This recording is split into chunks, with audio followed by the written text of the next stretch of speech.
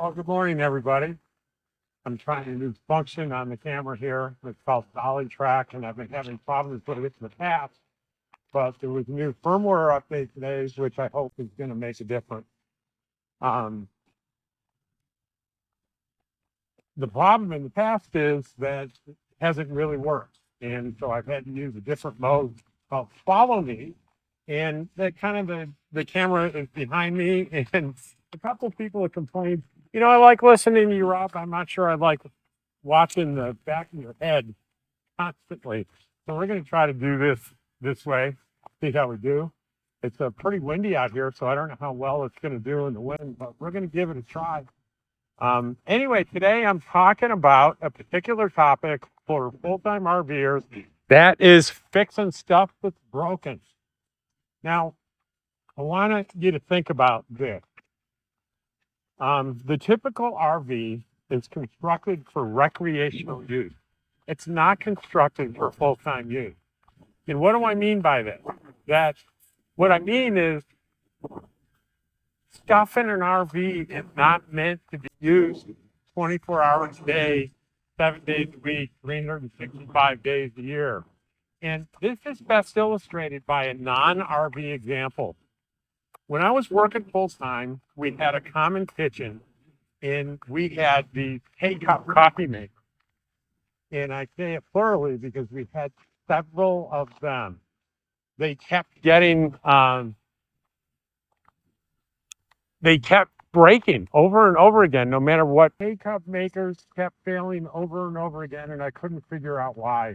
And then it finally dawned on me, we're buying residential K-Cup makers that are designed, to probably last, 5 years maybe? And they last 5 years by making X number of average K-Cup coffee in an average household, maybe 5, 7, I don't know what the average is. But I do know if you put it in an environment where the clinic I was working, it was open 7 days a week, 24 hours a day, with 40, 50 employees going in there 24 hours a day, it's not going to last long. The huge number of coffees being made by that thing in that environment would burn that thing out in the couple of months they were each burning out. It's not made for commercial use. So it explains why we had to keep buying these K-Cup coffee makers. So I apply that to the RV industry as well. Most RVs are not designed for full-time living. Think about it. They're designed for recreational use. That people, in the north, take them out in the summer 4 or 5 times, 6 times, 10 times maybe. But when you compare that kind of use to the kind of use of full-time users do, it's an enormous difference. Let me give you a good example. My Winnebago Micro Mini, I love everything about it. I think it's well made, but there's parts of it that the camera ran out of battery. Pick up where I left off, telling you how much I love my Winnebago. But like any RV, it's designed for recreational use, and I've been using my Winnebago for 2.5 years every single day, 24 hours a day. And one day I'm in the kitchen, and I go to open a drawer, and the whole face of the drawer comes off in my hand. I'm like, what the heck? And on closer examination, I find that they put it on with staples. I mean, everything about the drawer is constructed fine except for one part. And I realized that those staples probably would have held for years and years, probably indefinitely with recreational use. But pulling that drawer in and out 10 times a day for 2.5 years, well, the solution was simple. I just lined it back up. Well, it wasn't that simple. Lining it back up was pretty important. And I had to get out a measuring tape and try to figure out where to put it on. And I did, and I put screws in it, and it'll never come out again. That's fine. Another example is things that seem simple like that. Well, to be fair, it seems simple, but to get the drawer lined up right so the little latch that holds it closed lines up perfectly was not as simple as you would think. So it was about an hour to put one screw in because I needed to line it up perfectly. Here's another example of something that seems simple, but ended up not being simple. So I was helping a friend replace if you're familiar with travel trailers, there's usually propane tanks on the front and the hoses coming out of the propane tanks into a little metal thing called a regulator. And sometimes those regulators fail and they leak. Did with my friend, we bought a new one, wasn't expensive, and it was a straight swap out. There's an L-shaped metal bracket. There are 4 screws that line up with the bracket, and you put the screws in and you're done. So I had to remove the defective one from the bracket. Well, I get my screwdriver, those screws would not move. Now, I've learned enough through bitter experience that trying to force a screw, you can strip it out, and then you've got a real problem. So I went to an expert. I went to my friend Tim, and he looked at it and he said, yeah, those are torqued down really tight. And he got sort of his special screwdriver, and he managed to get 3 of them out. For the 4th one, even Tim, it stripped it. And we had to work for another 10 minutes or so to actually break that 3rd screw off to free up the back bracket. So we were able to attach it with the remaining 3 screws, and that's plenty for the lifetime. It's fine. It'll work. But something that is so simple on the surface ended up being over an hour, maybe an hour and a half project, because one little thing went wrong. Well, that happens all the time in RV life. You think you have a simple little project and voila, it's not a simple little project anymore. So if you're thinking about full-time life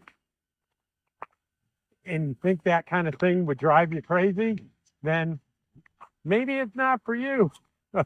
You really have to exercise a lot of patience and exercise a lot of, well, patience. You have to understand your limitations on what you can and can't do and what you're capable of and when to ask for help. Obviously, it's less expensive the more expertise you have. You got to have the right tools. For me, it's a lot of fun. I love the learning experience.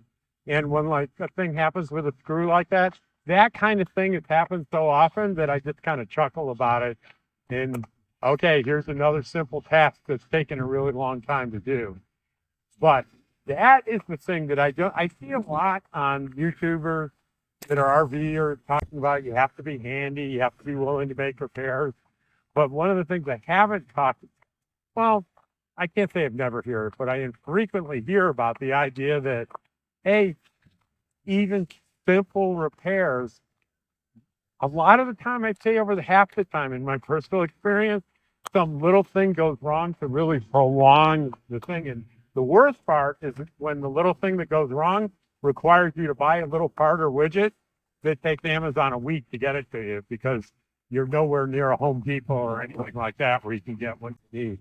But that's part of, to me, it's part of the appeal of the RV life is I'm always busy. I'm always doing something. And a lot has to do with repairing, replacing, taking the thing that's designed to be part-time recreational and making it something that is my full-time home. So anyway, that's my story today. That's my video today. And for those of you that are getting tired of watching the back of my head, this different functionality called Dolly Track with the new firmware update seems to be working pretty well.